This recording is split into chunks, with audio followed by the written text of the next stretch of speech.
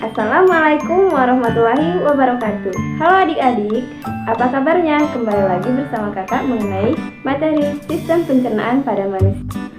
Oke, kita membahas mengenai sistem pencernaan pada manusia. Ada yang sudah tahu mengenai sistem pencernaan pada manusia? Sistem pencernaan manusia itu prosesnya ada dua, yaitu proses secara mekanik dan juga secara kimiawi. Oke, yang pertama adalah proses secara mekanik. Proses secara mekanik adalah proses yang terjadi pada rongga mulut, yaitu proses penghancuran yang dilakukan oleh gigi dan dibantu oleh lidah. Nah, yang kedua adalah proses secara kimiawi. Proses secara kimiawi yaitu proses yang terjadi pada rongga mulut, lambung, dan juga usus dibantu oleh enzim.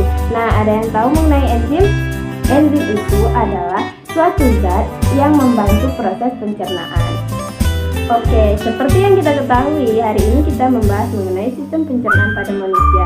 Nah, di dalam tubuh kita terdapat beberapa alat pencernaan dan memiliki fungsinya masing-masing. Nah, alat pencernaan yang ada pada tubuh kita itu ada 6.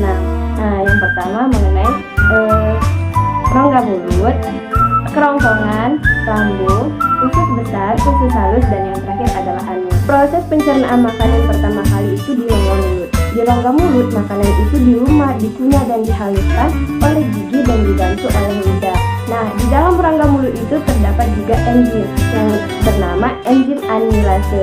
Nah, enzim amilase ini adalah enzim yang dihasilkan oleh kelenjar lidah. Nah, berfungsi untuk mengubah zat tepung menjadi zat gula. Oleh karena itu, kita setiap memakan makanan nasi, kita merasakan rasa manis. Itulah yang menyebabkan rasa manis itu karena ada enzim amilase yang mengubah zat tepung menjadi zat gula.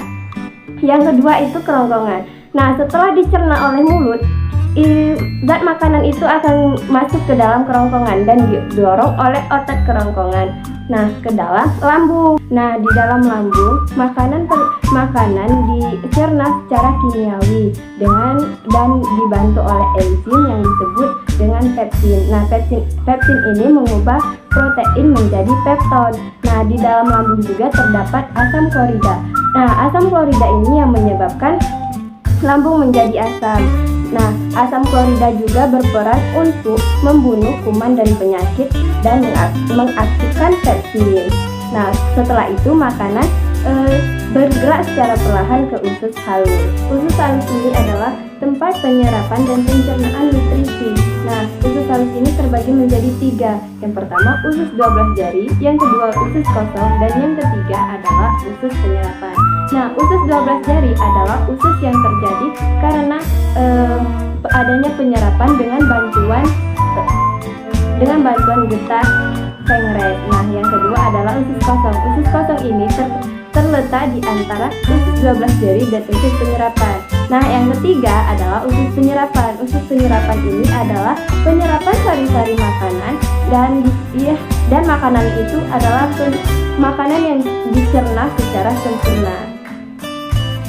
Nah, setelah makanan dicerna oleh usus halus, sisa makanan akan masuk ke dalam usus besar. Usus besar ini terbagi menjadi 3, yaitu usus besar naik, usus besar melintang, dan usus besar turun. Nah, di dalam usus besar inilah makanan mengalami pembusukan. Pembusukan itu dibantu oleh bakteri. Air, garam, dan mineral itu dari sisa makanan tersebut akan diserap kembali oleh usus dan dikeluarkan melalui anus. Nah, dari penjelasan ibu mengenai sistem pencernaan makanan itu dapat kita simpulkan bahwa kita harus menjaga makanan kita yang sehat dan bergizi agar sistem pencernaan kita tetap sehat.